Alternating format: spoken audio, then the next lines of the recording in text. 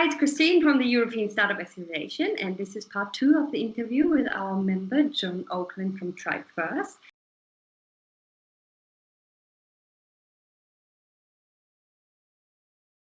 Raising some funds via a crowdfunding campaign. Yeah, good question. So I think first of all, the timing is absolutely everything with the crowdfunding campaign. The sort of 75 companies that we've worked with, or sort of over 100 companies we've worked with in some capacity. And I think only 7 or 8 have had failed campaigns. And those failures came down to either a lack of self-belief, that the founders themselves didn't truly believe that they were going to be successful, or the timing was just bad. The timing was bad in so much as, the thing with crowdfunding is you've obviously got to raise a valuation. You've got to set a valuation for your company because, you need to, you're selling shares in your company, and so therefore you've got to sell them for a price, right? And that's predefined. You can't agree it later. It's got to be predefined. And so the market will dictate whether you've got your valuation right or not. However, what founders tend to do is they tend to say, well, I only want to sell 10% or 20% of equity in my company, so therefore that's going to dictate my valuation. And in a weird way, that's actually a timing issue more than anything else. Because if you need to raise £500,000, your company £500,000, you're going to sell 50% equity in your company, because the way that it's calculated is that the pre-money valuation then would be $500,000. You'd raise 500,000, which would be post-money valuation 1 million. So you would have sold 50% of shares in your company. So that's kind of a simple equation. Hopefully, sort of illustrates how post-money and pre-money works. No founder wants to sell 50% of their company, and they probably shouldn't, because you're probably going to need to go out later and raise some more money. And then the next thing you know, your investors own more of your company, have more control over the direction of your company. So your investors become your boss, right? So you don't necessarily want to do that. But to be able to justify, say, a 1 million valuation when you're raising 500,000, in which case you would sell 33% of your shares in your company, which you would retain overall control, probably even if you did another fundraising round. You would need to be able to justify the 1 million pre-money valuation. And that's where I say it comes down to timing, because that justification is normally done based on existing revenues. It can be done on potential revenues, but putting a forecast for what you think you're going to make in revenues in the future together is meaningless unless you've got some existing revenues with, to benchmark against. And you can also look at other companies that were a similar stage as you. But as I say, very few companies launch their campaign with just an idea or pre-MVP or a concept stage. Most of them are, if you're an app or a technology company, that MVP's been out there, it's been beta tested. You can prove that people are interested in downloading it. It might not necessarily mean revenues. You might not actually be earning money from your app or whatever it is. But just being able to show that there's that product market fit, show some basic metrics such as download numbers, conversion numbers, things that then give your financial forecasts a bit more meaning, because they're based on something that actually happened, not just based on something where you've gone, I think it's this. Because investors just don't like that risk, really. Yeah. So timing perspective, typically speaking, you kind of done all the R&D. Now you're ready to take it to market. And the other reason behind that is because this is a really public way of raising money. This is as much a customer acquisition project as it is a finance project. So if you go out when you're still at concept stage, all these amazing people that are going to feel good about you, that are going to want to download the app and play with it, or buy whatever widget it is you're selling, are going to be left disappointed because they can't buy it. Yeah. So you've wasted, this very public marketing opportunity. You look at the biggest crowdfunding platform here in the UK is Crowdcube. They've got over 900,000 investors on their platform. Hundreds of thousands of people receive their email on a weekly basis. That's akin to advertising on the radio in terms of the kind of exposure you're going to get as a brand. And if you're part of their funded club, you keep getting that exposure. They keep talking about it to their community. Seeders is right up there. Those similar sort of numbers. I know Investor, that's quite a good one. It's a sort of Finnish Scandinavian platform, operates across quite a lot of Europe. You know, they've got 300, 400,000 users. You know, they've all got, or certainly the big ones have got significant numbers of users. And so by tapping into their community at the wrong time, you kind of burn your bridges a little bit. Yeah. So I think that's the first thing. Get your timing right. Make sure you do it when you're ready to justify the valuation that you feel you need to in order to not sell too much of your company and therefore dilute your control in the future. So that's the first point. The second point is if you the reverse kind of happens if you leave it too late. This is more of a UK-based thing, but it's relevant in certain other countries as well. But there's EIS and SEIS tax relief, and that allows investors, UK-based investors, into either UK companies or European companies that have a UK presence. So European companies can still apply for this if they've got, say, a director in the UK, a UK subsidiary, an office in the UK, so a kind of permanent establishment, as they call it. So a lot of EU companies can actually still apply for EIS, and actually we've very successfully helped a few Portuguese companies and a Spanish company. I think that's it so far, get EIS. And so this tax relief scheme allows UK-based taxpayers, income taxpayers, to claim up to 30% of their investment back against their income tax bill.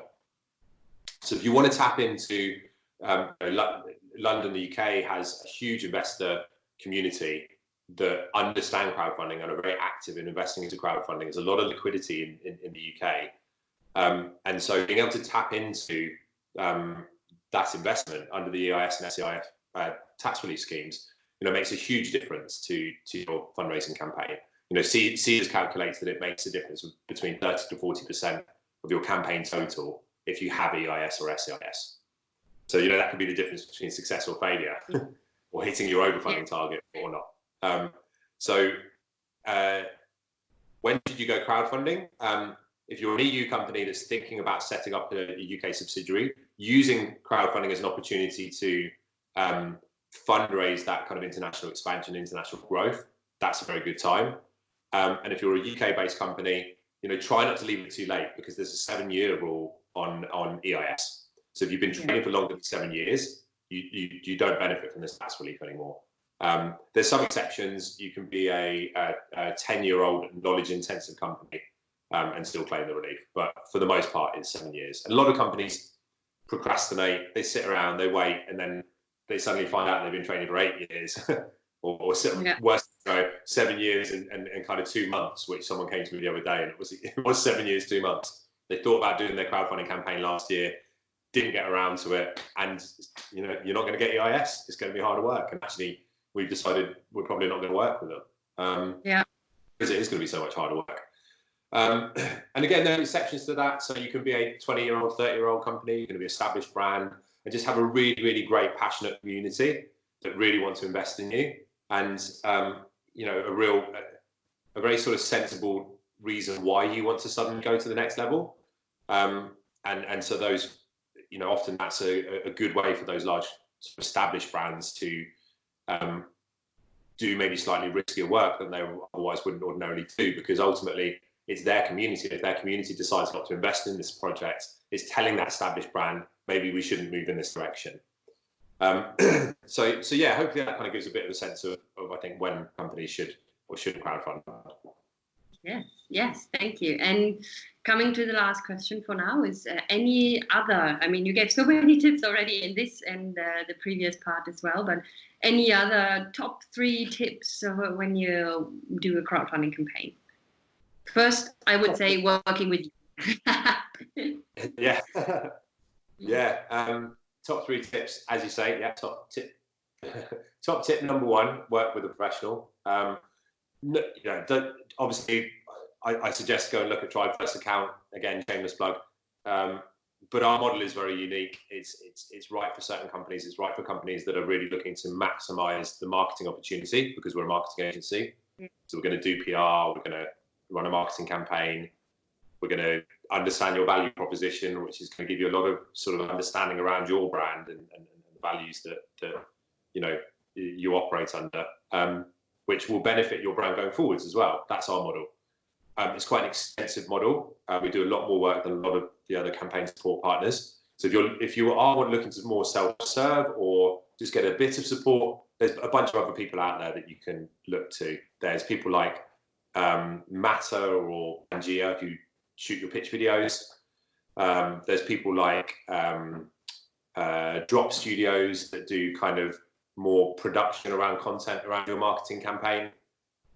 There's people like Idea Squares that provide more of an advisory service and templates and hand-holding through the crowdfunding process. So you do a bit more work yourself, but then obviously the overall cost is lower as well. So I'd say just research the market and find out which support partner is best for you.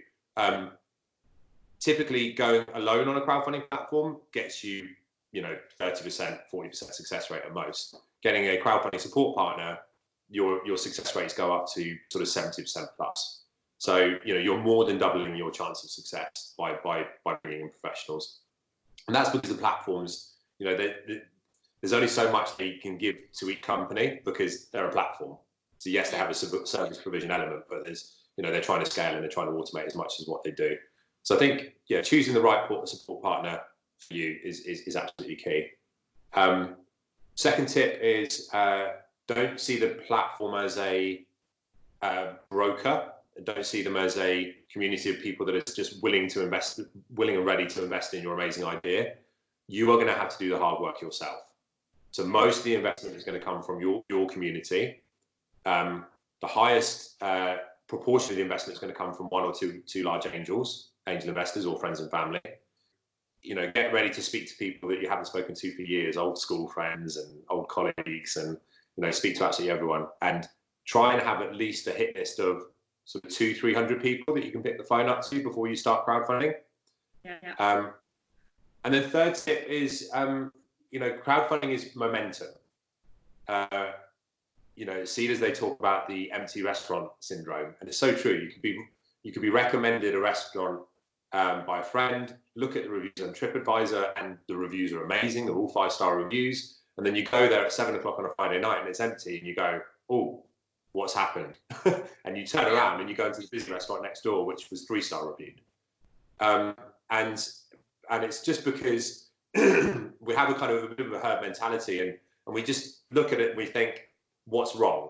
Have they changed chefs? Has waiter dropped a tray on someone's foot? Have they got rats in the building? What's wrong tonight? So I'm not going to go in there. And so be aware of the empty restaurant syndrome. Build momentum at all times, and try and treat it as a sprint and not a marathon, because otherwise you'll exhaust yourself. Okay, perfect. All very good tips. I think, yes, people should not underestimate the effort that's involved by themselves. And like you say, I can't just put something on and things happen magically. And having someone who knows what they're doing, someone like you guys, will help them to get publicity and stuff like that. Because you can have the best product in the world, and you can go on the best crowdfunding platform, whatever the best might be for you. But if no one hears about it, no one can donate either. So, yeah, I couldn't agree more. Is there anything else before we finish the interview that you would like to say about yourself, or I don't know, anything that you haven't mentioned, and you think like, ooh, I forgot something, I want to say it? No, I think I've covered the basics. For next steps, for anyone that's thinking potentially about equity crowdfunding, as I say, do check out virginstartup.org/crowdboost. I mentioned that on the previous video. So do check out Crowdboost. It's a great program where it's a 5-week accelerator in London, and potentially going to go into different regions as well. That teaches you absolutely everything you need to know to run your own campaign, and there's various bits of support you get from TribeFirst as well. So check that out, and obviously check out www.tribefirst.co.uk to see the kind of stuff that we do as well. Yeah, I make sure I'm going to put all these links in the underneath the video in the description, so people can just have one click to find out more. Okay, thank you so much for your time today, John, and I'll hope you have a lovely rest of the week, and looking forward to getting you involved in our future events and future activities and supporting you as a company as well. Thank you very much. Thanks.